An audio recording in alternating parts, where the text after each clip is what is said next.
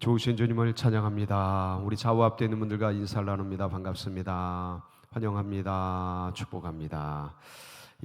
오늘도 주님께서 예비하신 은혜와 사랑으로 우리들 가운데 충만케 하실 줄 믿습니다. 어제는 방금 기도드린 대로 부활절이었습니다. 많은 분들이 함께 모여서 주님의 부활을 축하하면서 1부, 2부, 3부, 4부 다채로운 행사 속에서 주님의 그 은혜를 함께 찬양하며 기뻐할 수 있는 복된 시간을 가졌습니다. 어제 3부 예배는 특별히 우리 시온 찬양대 칸타타가 있었죠. 그 완성도가 정말 역대급이었습니다. 대단했습니다. hen달이 메시아 할렐루야까지 너무 감사했고 너무 귀한 찬양이었습니다. 그리고 이전에는 보지 못했던 개그 콘서트가 있었습니다. 그래서 뭐 맞박이, 얼박이, 대박이, 왕박이까지 나와서 참 뭐랄까 참 감사한 시간이었습니다. 함께 주님 안에서 주님의 부활을 축하하면서 웃고 떠들고 찬양하고 기뻐할 수 있는 시간이 있다는 게 너무 감사하고 모두가 같이 즐거울 수 있어서 더 기뻤습니다. 4부 때는 청년들이요 올림픽 공원에서 그 수변 공원 거기서 버스킹을 했는데 저희 장로님들이 이제 앞에도 계시는데 장로님들이 한 10분이 선임 장로님을 비롯한 한 10분의 장로님들이 함께 참여를 해서 저도 같이 가서 응원을 했는데 근데 준비한 게 정말 대단했습니다. 저희는 요렇게 좀 모여서 이렇게 청년들끼리 뭐 하나보다 하고 그렇게 갔는데 진짜 수많은 사람 정말 많은 분들이 모여서 함께 기뻐하고 찬양하고 이렇게 일반 뭐 어떤 가요도 준비를 했고 그런데 그 가요들이 참 가사들이 정말 좋은 그런 것들 골라서 준비를 잘했더라고요. 아이스 커피를 1000잔을 준비해 갔는데 1000잔이 다 나가고 그래서 초코 아이스를 커피를 이게 기름이 안 돼가지고 이렇게 동력이 안 돼가지고 커피 머신을 못 돌려서 초코 아이스를 타주는 그런 일들까지 있었습니다. 대단했어요. 와, 줄 서서 그 받아가는데 이거 우리 당회원들이 그러더라고. 그날 저녁에 오후에 목사님 이거 가을에도 한번 교회적으로 했으면 좋겠다고 이제 그런 얘기를 올려놨는데 그만큼 우리 장로님들이 보시고 너무 흥분되고 좋고 그래서 우리 교회에 이제 봄날이 늘 봄이었지만 더 화창한 봄날이 오는구나 그런 생기들 역동성을 느낄 수 있어서 정말 감회가 새로웠습니다. 기도해 주시고 함께 해주신 모든 우리 성도님들께 감사드리고 앞으로 더욱 정말 흥황할 수 있도록 중보를 또 함께 해주시기를 바랍니다. 오늘 말씀은 여러분이 잘 아시는 에베소 12제자들이 성령 받는 사건입니다. 근데 오늘 제목을 중생에서 성결로 나아간 에베소의 12제자라고 정했습니다. 약간 좀 신학적인 내용들이 포함되어 있는데 제가 일부러 의도적으로 저렇게 제목을 정해 보았고요. 이것은 어떤 성결교 신앙의 저변이 얼마나 넓은지 여러분들이 이해할 수 있는 좋은 대목이고요. 성경에서 우리가 이제 성경을 이해할 때 그 성경을 보는 눈, 그다음에 관점, 그것도 중요한데 그러니까 신학적 캐파가 넓어야 됩니다. 신학적 캐파가 넓어야 성경을 입체적으로 볼 수가 있어요. 그렇지 않으면 단선으로 흑백으로 볼 수가 있어요.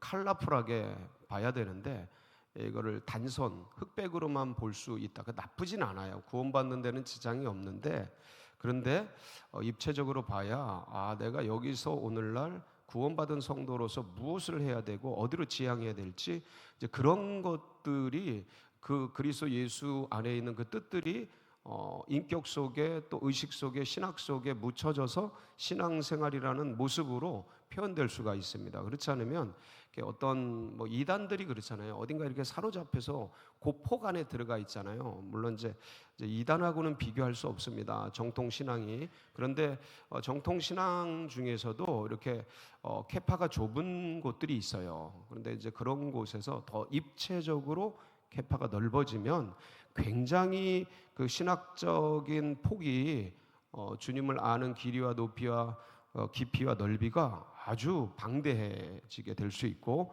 그래서 예수 그리스도의 장성한 분량까지 따라갈 수 있는, 쫓아갈 수 있는 그런 깃발, 그런 비전, 그런 꿈, 어떤 그런 지향성을 가질 수가 있게 된다. 그래서 오늘 이 말씀은 저로서는 성결 신학을 하고 성결교회 목회를 하고 있는 저로서는 정말 좋은 그런 말씀이 아닐 수가 없습니다.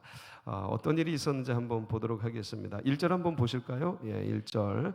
아볼로가 고린도에 있을 때, 아볼로 얘기가 나오죠. 예, 아볼로는 요 18장 바로 끄트머리에 등장을 합니다. 그런데 아볼로가 얼마나 신약 시대 초대교회의 중대한 인물이었는지는 여러분 고린도전서를 보면 거기에 내가 아볼로파다, 내가 게바파다, 내가 바울파다, 내가 그리스도파다, 뭐 이런 4개 파로 고린도 교회가, 그때 고린도 교회가 제일 흥황하고 영적으로도 풍성한 교회였거든요.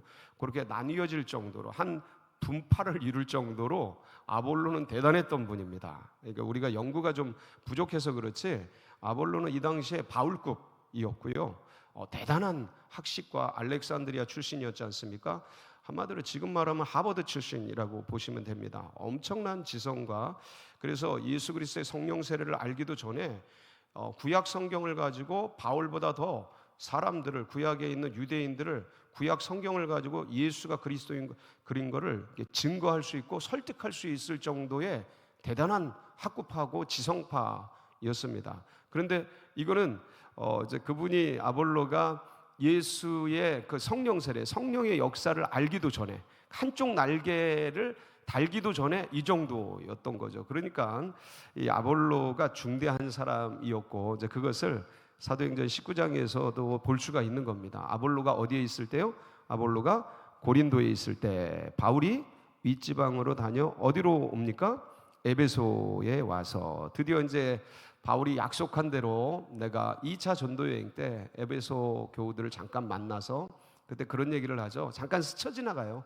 근데 하나님께서 뜻이 있으면 내가 다시 너희들에게 와서 얼굴을 볼 수 있을 거다 그랬는데, 이제 다시 오게 되죠. 그리고 3년을 있게 됩니다. 아주 오래도록 이제 여기서 봉사를 하는데, 에베소에 와서 어떤 제자들을 만났습니다. 그렇죠? 어떤 제자들이었을까요? 예, 예수 믿는 제자들이에요. 예수 믿는 제자들인데 특징이 있었죠. 한번 보실까요? 2절이죠. 2절. 이르되 너희가 믿을 때 성령을 받았느냐? 이르되 아니라 우리는 성령이 계심도 듣지 못하였노라. 자, 여러분 여기서 믿을 때는 누구를 믿을 때 같아요? 예수님 믿을 때입니다. 여러분 이거는 디아스포라 유대인들이고요. 에베소에 흩어져 있었던 제자들이에요. 그 제자들이에요. 그래서 그 어떤 이유로 이제 많이 흩어졌어요. 그 당시에 유대인들이 이제 흩어져 있었는데 에베소에 있었던 제자들이고, 그때 이제 예수를 믿게 됐는데, 이 예수를 믿는 게 어떤 믿음이었냐면 오순절에 임한 성령의 역사를 모르는, 그러니까 그 성령의 역사 이전에 예수님을 아는 그런 믿음이었던 거죠. 근데 그런 거를 이제 성령이 계심도 듣지 못했다, 성령이 내렸다는 그런 소식을 알지 못한다라는 말이죠. 그래서 3절에 이제 바울이 이제 설교, 잠깐 말씀을 이제 교육하죠. 보면 바울이 이르되 그러면 너희가 무슨 세례를 받았느냐? 대답하되 요한의 세례니라. 자, 여러분 이 요한의 세례는 무슨 세례죠?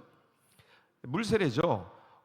요한의 세례의 특징이 있습니다. 물 세례인데 특징이 뭐냐면 이 물 세례를 통해 뭐를 씻는 거예요? 죄를 씻는 거예요. 이 죄를 씻는 겁니다. 이 당시에 유대인들은 몇천 년, 하여간 그 모세 이후에 아니면 그 전부터 죄를 씻는 거는 피세례였어요. 피세례. 그러니까 동물의 제사를 통해서 목을 따서 그 피로 뭐를 씻어요? 죄를 씻어요. 그래서 피세례를 통해서 죄가 씻어졌어요. 근데 이거는 뭐가 많이 들어요? 절차가 굉장히 복잡하고 일단은 이게 많이 들어요. 양 한 마리 들으려도 그게 뭐예요? 다 돈이에요. 그거 끌고 6월절에 3번, 아무리 못해도 유대인 남자는 3번 절기 때 성전에 가서 제사를 드려야 되잖아요. 그 가면은 뭐 잡아야 돼요? 동물 잡아야 돼요. 동물은 다 뭐예요? 피예요. 아니, 돈이에요, 돈.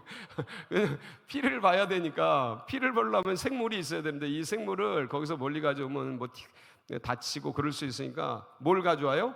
돈을 가져와서 성전에서 그래서 이제 성전 체계가 돌아가는 거예요. 나쁜 건 아닌데 변질이 되죠. 원래는 그 피가 무엇을 상징하는지에 대한 계시로서 동물 제사를 통해 피세를 통해 죄가 씻어지는데, 이게 연중 계속해서 또 죄를 지을 때마다 이러한 제사를 드려야 되는 것을 통해 뭐를 로망하게 되냐면, 뭐를 지향하게 만들어 놓으셨냐면, 율법의 제사제를 통해 예수 그리스도의 인격적인 피제사를 통해 영단번의 제사를 드림으로 그분을 믿음으로 말미암아 죄가 씻어지는 이 시스템을, 그러니까 영적 시스템을 이 율법을 통해 지향하도록, 개혁이 될 때까지, 주님이 오실 때까지 이 몽학 선생 아래 있도록. 이게 선생이에요. 나쁜 건 아니에요. 근데 이 선생 아래 있음으로, 몽학 선생 아래 있음으로, 초등교사 아래 있음으로 진짜가 오기를 지향하는, 그림자를 통해 실체가 있음을 알게 하는 제도거든요. 근데 피제사는 뭐가 많이 든다 그랬어요? 이게 많이 들어요. 그러니까 굉장히 어려웠습니다. 가난한 사람들, 헐벗은 사람들은 힘들었어요, 여러분. 그런데 세례 요한이 이러한 오래된 전통 속에 있었는데, 세례 요한이 어느 날 나타나서 뭐로 죄를 씻어요?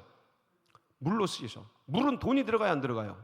안 들어가요. 요단강에 오기만 하면 돼요. 그러니까 물로 죄를 씻는, 이게 유대인 역사 속에서 제가 여러 번 얘기하지만 이거는 연구를 해야 된다. 루터의 종교개혁만큼 세례 요한의 물세례 사역은 진짜 엄청난 혁명이다.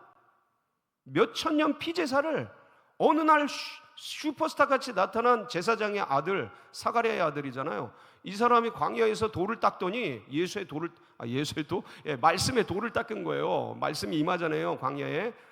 빈들에 임하는데 이 말씀의 돌을 닦고 나와가지고 갑자기 요단강에서 물로 사람들의 뭘 씻어요? 죄를 씻는 거예요. 하나님의 계시를 받았다 그러면서. 이게 혁명가거든요. 엄청난 사람이에요. 근데 이게 제사장의 아들이니까 이 당시에 바리새인, 사두개인, 대제사장들이 이게 용납이 됐던 거예요. 예수님은 엄청 박해받잖아요. 근데 세례 요한은 아무도 박해하지 않습니다. 신기하게 와서 제사장들도 와서 세례를 받아요.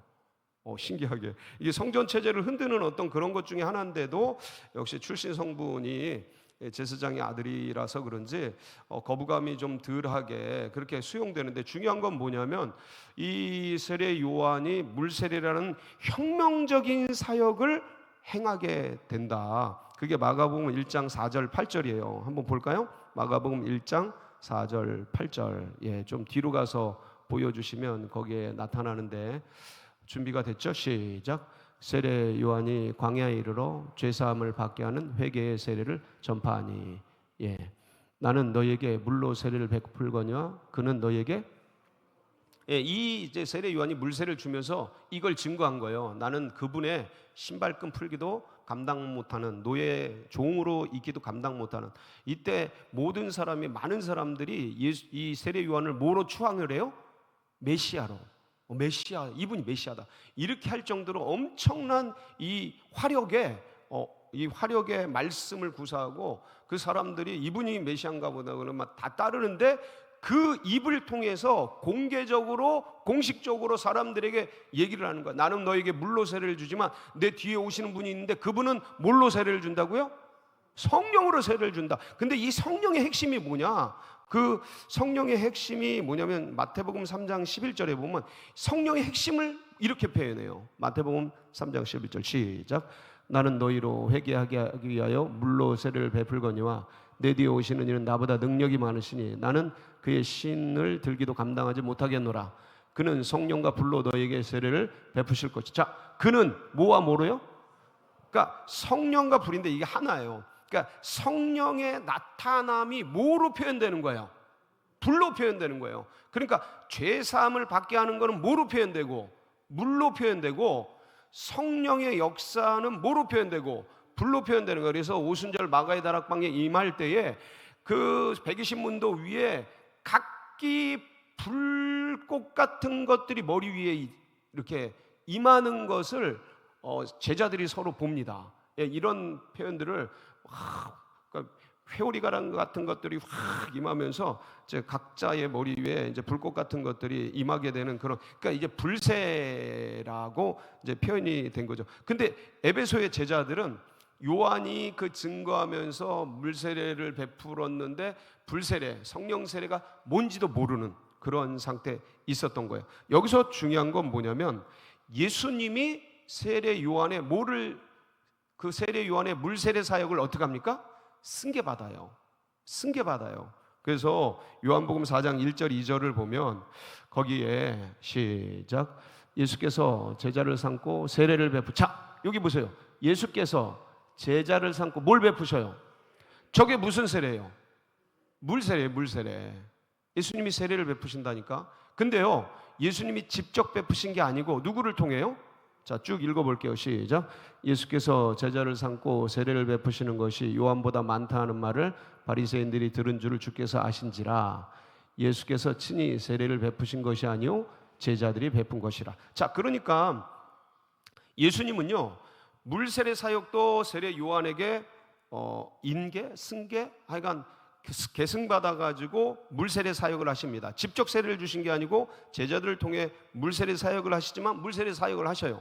그리고 세례 요한의 제자들도요, 안드레나 요한 같은 제자들도 승계를 받아서 그 제자들이 예수님의 제자가 됩니다. 세례 요한이 보라, 세상 죄를 지고 가는 하나님의 어린 양이로다 그러면서 예수님을 보고 이 안드레와 요한에게 예수님을 메시아로 소개하면서 따르게 합니다. 그래서 제자로 편입이 돼요. 그리고 제자들 보고 그다음에 예수님의 앞길을 이 세례 요한이 양탄자처럼 쫙 자기의 삶을, 목숨을 끊어 이제 들여가면서 예수님의 앞길을 쭉 여셔요. 그래서 나는 광야에 외치는 소리로다 그러면서 나는 그분의 앞길을 예비하는 자다, 그런 표현을 세례 요한이 씁니다. 그래서 나는, 그분은 흥해야 하겠고 나는 쇠해야 하겠다 그러면 사라져요. 그러면서 제자들을 넘기고 세례 사역도 넘기고 이제 그렇게 젊은 날에 사라지는데, 중요한 건 여기서 제가 뭘 말씀을 드리려고 그러냐면 제자들이 에베소의 12 제자들이 말한 요한의 세례가 뭐냐라는 것을 여러분에게 말씀을 드리려고 하는 거예요. 요한의 세례는 요한이 준 세례가 아니고 물 세례를 표현하는 거예요. 이해하시겠습니까? 그러니까 예수님도 하셨던 물세례. 그럼 이 물세례는 무슨 세례냐라는 거예요. 뭘 씻어요? 죄를 씻어요. 이 물세례는 그러니까 주님을 믿게 하는데, 회개하는데, 예수님이 그리스도인 걸 믿게 하면서 내가 어떤 존재인지를 보게 하는 거예요. 나는 죄인인 걸 보게 해요. 나는 아주 원수마귀의 불순종의 아들들 가운데 있었던 그런 죄인인 것을, 그런 어떤 사탄의 자녀인 것을, 그걸 보게 하는 거예요. 그러니까 십자가를 보게 하는 거예요. 십자가에서 흘리신 그리스도 예수의 보혈이 나를 씻어주시고 죄를 씻어주시고 그 안에서 거듭나게 하시는 거죠. 물세례는 이런 효과가 있어요. 자, 그런데 너희가 그 요한이 증거했던 불세례를 들어보지도 못했다고 그러면서 요한이 이런 걸 증거했다 그러면서 이 예수 그리스도를 믿는 자들은 이 불세례도 받아야 된다 그러면서 안수하니까 12 제자가 성령을 받으면서 방언도 하고 예언도 하게 되는 그런 역사가 있잖아요. 그럼 이 믿는 12 에베소의 제자들이 받았던 불세례는 뭐냐면 성령의 세례예요. 성령의 세례는 믿는 자들이 자기 죄도 보지만 하나님 나라를 보는 거예요. 주님의 부활을 보니까 십자가 부활을 다 안에 있지만 이쪽 중생, 거듭나게 하는 이 죄사함을 받게 하는 중생은 십자가의 은혜 속에서 십자가를 본다면 같이 봐요. 십자가 부활을 다 같이 믿게 되는데 어떤 중생의 이미지를 표현해 드리는 거예요, 여러분에게. 그러니까 십자가를 보내, 십자가의 보혈로 씻어서 내가 죄인임을 알게 하고 내가 얼마나 흉악한 불순종의 아들 자녀들인지를 알게 하고 깨닫게 하고 회개하고 눈물을 흘리게 하고 그렇게 씻어지는 거라면, 불세례는 그리스도 예수 안에 중생한 자들이 이제는 뭘 봐야 되는지 하나님 나라를 보고 눈을 뜨는 거예요. 하나님, 여기서는 내가 예수님을 믿는다 그러면 여기선 저들이 예수를 믿게 해야 되는 그 어떤 능력을 입는 거예요. 그래서 오직 성령이 너희에게 임하시면 너희가 뭘 받고 권능을 받고 예루살렘과 온 유대와 사마리아 땅 끝까지 이르러 내 증인. 그러니까 여기서 성령을 받으면서 그러니까 눈을 뜨는데 어떤 눈을 뜨냐면 이제 내가 믿는 게 아니고 남이 믿게, 거기에 내가 뭐를 해야 되는지 하나님 나라에 대해서 눈을 뜨고 그러면서 능력을 갖고 이걸 위해 날 부르셨구나. 그러니까 믿는 자들이 내가 구원에 이르는, 여기선 죄를 씻고 구원에 이른다면 이제 구원받은 자들이 주님 안에서 무엇을 할지, 하나님 나라에서 뭘 할지 능력을 받는 거예요. 능력을 받으면서 증인이 된다 그러잖아요. 뭐에 대한 증인? 예수 그리스도에 대한 증인. 여기선 예수 그리스도를 믿는다면 여기선 예수 그리스도의 증인이 되는 거예요. 여기선 내가 죄를 본다면 여기선 하나님 나라를 보는 거예요. 그러니까 여기서는 십자가를 본다면 여기선 부활의 영광을 보는 거예요. 그러니까 이미지가 그렇다. 그래서 이게 근데 한국 크리스찬들이 지금 그러니까 뭐를 지금 보는 대로 더 나아가야 하냐면, 그래서 주님이 요한복음 4장 3절 5절에 보면 어떤 말씀을 하냐면 3장 4절 5절에 3절 5절에 보면 니고데모가 왔을 때 네가 거듭나야 한다. 시작. 예수께서 대답하여 이르시되 진실로 진실로 내게 이르노니 사람이 거듭나지 아니하면 하나님 나라를 볼 수 없느니라. 5절. 예수께서 대답하시되 진실로 진실로 내게 이르노니 사람이 물과 성령으로 나지 않으면 하나님 나라에 들어가. 그러니까 여기는 물로 나는 거예요. 이게 십자가, 나를 죄를 보고 여기서 불신자가 죄를 보고 눈물을 흘리면서 물로 씻어서 중생하는 거예요. 이게 물로 거듭나는 거예요. 그리고 이 거듭난 믿는 자들이 이제는 천국 가는 거, 예수님의 은혜, 그 너무 좋죠. 근데 여기서 이제 불로 세례를 받아요. 성령으로 세례를 받으면서 거듭나면서, 그러니까 거듭난다라는 게 눈을 뜨는 거죠. 하나님 나라의 안에 있는 세계를 보는 거예요. 나를 이걸 위해 부르셨구나. 이 엄청난 세계를 향해 자기의 삶을 이렇게 드리는 어떤 그러한 역사라고 이제 보시면 되겠습니다. 여기는 내가 구원받는 거고, 여기는 남을 구원하기 위해서 눈을 뜨는 거. 이런 어떤 신앙의 시각의 캐파가 확 변하는 거죠. 그래서 예수님의 제자들 중에 이제 많은 제자들이 있지만 베드로를 보면, 여러분들 베드로가 성령 받기 전에 처음에 예수님을 따를 때 누가복음 5장에 보면 그 배 깊은 데로 가서 그물을 내려라, 되지도 않는 그물을 내리는데 2배 가득 찬 걸 보면서 베드로가 만선의 기쁨보다는 이 기적의 현실을 보면서 저분이 엄청난 분인 거를 알고 그분 앞에 가서 엎드려서 뭐라고 그러냐면, 주님 나를 떠나소서, 나는 시작. 시몬 베드로가 이를 보고 예수의 무릎 아래에 엎드려 이르되 주여 나를 떠나소서, 나는. 자, 베드로가 자기가 죄인인 거를 인식해요. 이게 이제 중생인 게 어떤 물로 씻는 건데 이게 가짜가 아니에요. 진짜거든요. 예, 진짜인데. 그리고 또 마태복음 16장 16절에 보면 사람들이 나를 누구로 하냐 그럴 때 베드로가 뭐라 그러냐면 시작. 시몬 베드로가 대답하여 이르되 주는 그리스도시요 살아계신 하나님의 아들이신. 이 고백을 하잖아요. 이게 가짜 고백이 아니잖아요. 왜냐하면 뒤에 예수님이 칭찬을 하셔요. 바요나 시몬아, 이를 알게 하는 것은 혈과 육이 아니라 하늘에 계신 내 아버지신지라. 그러면서 하나님 아버지께서 계시하신 것을 인정해 주셔요. 이게 아름다워. 그러면서 교회를 세우리니 내 교회를 세우리니 이 반석에 교회 세운다 그러면서 칭찬한 천국 열쇠도 주고 그러잖아요. 그러니까 이게 진정한 고백이에요. 제가 말씀드리려고 하는 것은 마태복음 26장 75절에 보면 베드로가 통곡을 해요. 3번 부인하고. 거기 보면 시작. 이에 베드로가 예수의 말씀에 닭 울기 전에 네가 3번 나를 부인하리라 하심이 생각나서 밖에 나가서 심히 통곡한. 이 통곡이 가짜 통곡이 아니라는 거죠. 회개의 통곡인데 잘 보세요. 이것은 예수님의 성령 이전이에요. 예수님이 성령 보내기 이전이에요. 그러니까 지금 예수님을 믿고, 이게 중생이거든요. 지금 중생, 이것도 가짜가 아니라는 거예요. 이게 이 주여 저는 죄인입니다, 나를 떠나소서, 그다음 주는 그리스도 살아계신 하나님의 아들이십니다, 통곡하는 이게 가짜가 아니라는 거예요. 이게 마치 십자가 오른편 강도는 거기서 주여 당신의 나라가 임하실 때 나를 구원하소서, 네가 오늘 밤 나와 함께 낙원에 있으리라 할 때 낙원을 보장받잖아요. 구원을 보장받잖아요. 근데 이 구원이 가짜가 아닌 거예요. 진짜예요. 중생은 예수 믿고 죄 씻음 받아 구원받아요. 그러니까 구원에 있어서 완벽해요, 이 중생은. 자, 그런데 보세요. 제가 시몬 베드로에 대한 회개에 대해 얘기했어요. 십자가 오른편 강도의 낙원에 이르는 구원에 대해서 얘기했어요. 근데 이들은 성령 받기 이전이에요. 죄 씻음 받고 구원 받을 수 있지만 성령 받기 이전이라고 해요. 자기밖에 몰라요, 아직. 그래서 베드로가 책망받는다고요. 이 사탄아, 내 뒤로 물러가라. 너는 하나님의 일을 생각지 않냐고 사람의 일을 생각하는도다. 그러니까 중생 받아도 구원받는 거예요. 십자가 오른편 강도가 구원받았잖아요. 네가 오늘 나와 함께. 근데 거기서 머무르면 안 된다는 얘기를 드리는 거예요.